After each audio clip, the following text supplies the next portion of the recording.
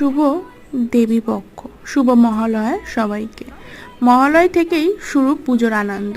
দুর্গাপুজো আসতে এখনও 6 দিন হাতে রয়েছে, তবে তার আগেই চারিদিকে পুজো পুজো ভাব। পুজো আসছে আসছে ভাবটাই ভালো লাগে, কিন্তু চলে এলে দেখতে দেখতে দিনগুলি কিভাবে কেটে যায় তা বোঝা যায় না। তাই মহালয়ের দিনটা আমরাও মিস করতে চাইনি। সকাল সকাল উঠে, সকাল বলতে ভোরবেলা উঠে আমরাও বেরিয়ে পড়লাম। দেখো এখনও প্যান্ডেলগুলো হয়তো সম্পূর্ণভাবে তৈরি হয়নি, কিন্তু যতটুকুই হয়েছে খুব সুন্দর লাগছিল।